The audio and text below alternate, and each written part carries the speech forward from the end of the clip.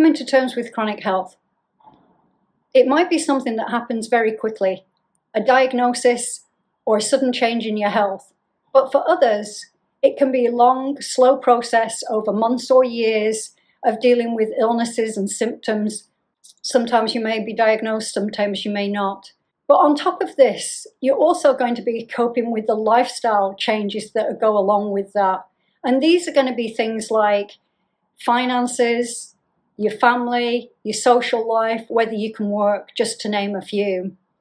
So it's going to feel like you're layering up a lot of these things, and it can be very pressurizing and extremely stressful. I'm going to talk in this video just briefly about those key different areas to address some of the situations you may be experiencing. What does coming to terms with being chronically ill actually mean? Well, for most of us, it's going to be one, accepting your illness and understanding how ill you are and starting to understand the illness itself, what it means to you, what the treatments might be, where you can go to get help. But it also will be looking at your current situation. Can you work? How do you manage financially? How are your family coping? And what's your dynamics with your family like, and are they changing? Or the people that you care about in your life? Your social life may change, and a lot of the things that you enjoy doing you may not be able to do anymore. So you're going to be looking at each part of your life separately and trying to work out what you can do in each of these areas, because that will hopefully give you some control and feeling like you've got some handle on what's happening. So for that reason, I always suggest that support is one of the best things that you can do, not only with the medical profession and other medical or health practitioners like nutritionists or physios. There's a huge range of them, but they can be very helpful outside of the medical profession to really get you back on your feet.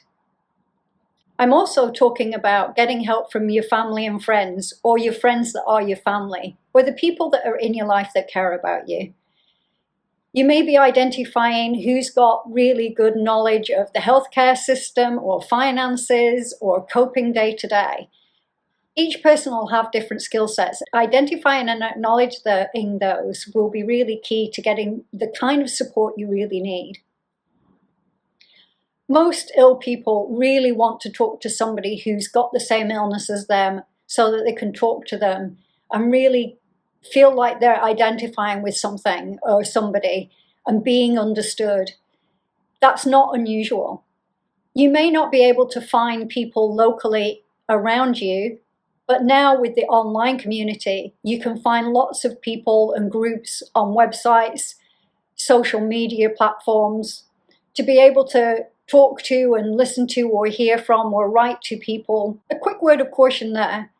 There is a lot of strange information on some of these groups and Facebook groups and things. So I really recommend you take a lot of care about what things you choose to do. And I wouldn't suggest you buy products or take anything without first consulting your doctor. You may also want to find some support and help on understanding how the medical industry works, what the process is going to be, what type of medications and treatments are available to you, what the healing times may be, as well as doing some research on what your illness is and any scientific papers that you can get. And again, trying to find those, whether it's through the library or online, or if you have a friend or a close person to you who's in the medical field, they may be able to look these things up for you. You're going to want to find practical solutions to your day-to-day, changing things in your house so that you have mobility, getting online deliveries for food, that kind of thing. How are you going to get to and from places if you can't drive?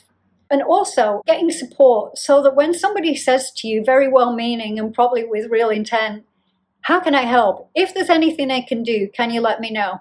That's when I want you to jump in and say, actually, there is something, because you're going to have a long list of things that somebody can help you with. And getting that support right at the beginning of your illness and the journey that you're going to be going on, I think can really help you get through it. I made mistakes in my journey and I didn't do that early enough. In fact, I was very resistant to even acknowledging that I had an illness and what was happening to me and how much pain I was in. And I kept working and trying to do things. And in the end, it did get worse. And then I didn't want to talk to people about it, close people to me. And I feel that if I'd done that earlier, I don't know, but I suspect that I could have got more help quicker, and it might have helped me get better sooner. Being responsible for your future and your health. Being responsible for your health. With this, I mean understanding the illness, knowing what's going to be happening, and having an idea on what the costs or timelines may be for the things that are happening to you, recovery times, medications you can take, that kind of thing. I'm also going to suggest that although your family doctor or your surgeon or whoever it is that you're seeing may be very competent, it can be a very overwhelming amount of information when you go into those doctor's surgeries and they list all these Latin names and talk about different treatments and things that can happen.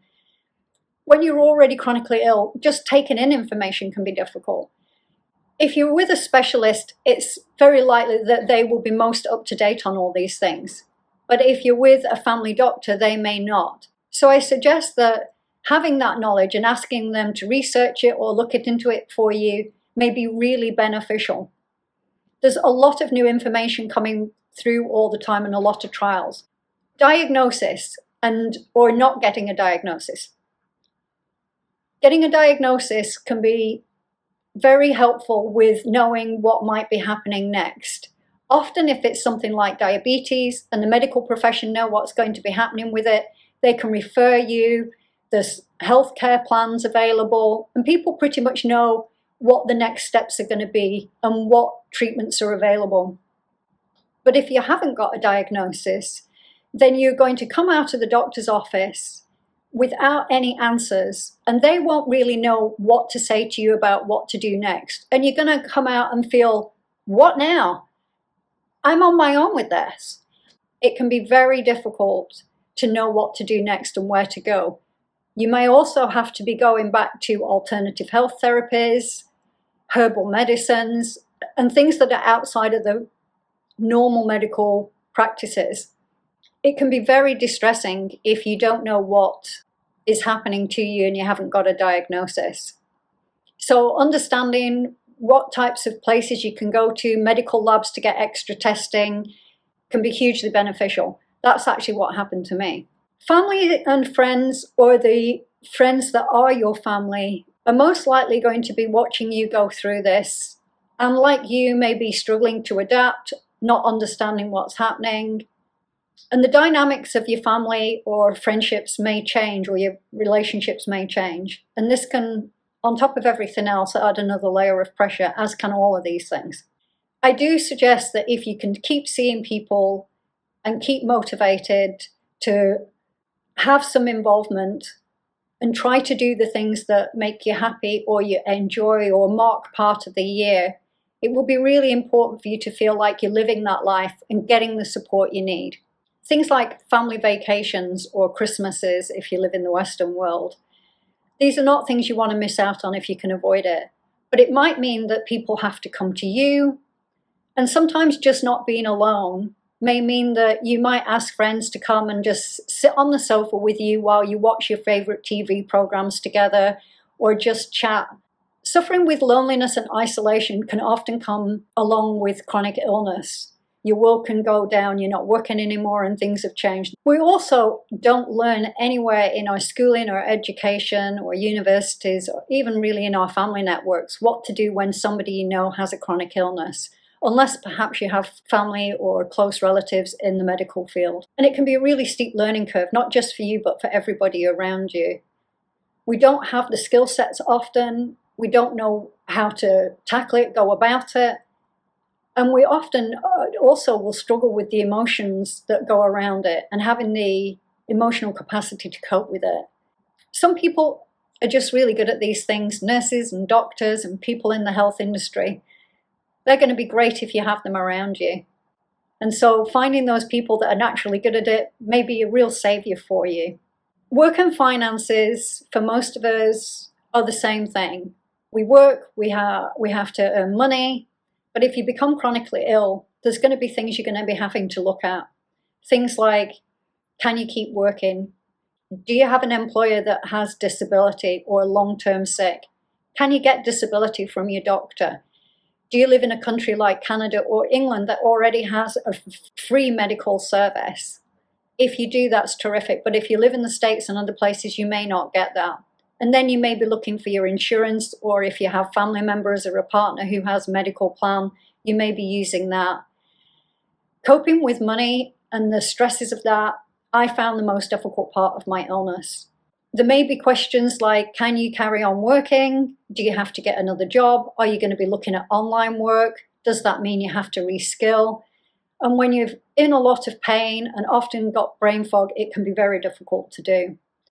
I often suggest that getting a money coach, not somebody from the banks, but an independent money coach, somebody who's used to dealing with people in a chronic illness, with chronic illnesses or big changes in their lifestyle. These people have great access to lots of information that on a day-to-day basis you're just not likely to know, and they can be really helpful in helping you structure your finances. In most countries, there are qualified organizations for money coaches, and you can find them online. Depression and anxiety, these seem to be the bed partners, pardon the pun, or go hand in hand with being chronically ill, are also very normal. It's understandable what you're feeling and thinking, but getting help and support with those, understanding what's happening to you and why. Maybe you can take the medication route, that might help, but for others that might not be a suitable option, and you may have to find alternative help for that. Loneliness and grief. You may be grieving the life that has now gone from you.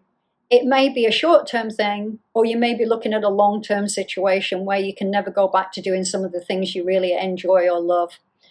Things like traveling may be difficult, or if you were sporty, those things might have gone. So these things can really come about quickly. It can change your social life, it can change who you spend time with, and you may not be doing the things that you love and enjoy anymore. And it's acceptable to be going through that on top of all these other things. My last topic for today is the future, your future. How are you going to create a life around the illness that's something that has meaning to you, brings you happiness, keeps you engaged with the people that you love and doing the things you enjoy? Even some achievements. If you're older, this may not be the case so much, but if you're younger, it might be relationships or getting married, having pets, going to college, getting a new job. These things are all going to be things you want to be looking forward to and having some plan and help around to make sure that you can hit them and achieve them. You may be doing your studying from your bed, you may be having your social life at Party Central in your bedroom, but nonetheless, you're going to need to be finding a way around that. My next videos are going to be on each of these topics, but more in depth. So I hope these have helped and give you some way of thinking about being chronically ill. I look forward to seeing you in my next videos, and take care.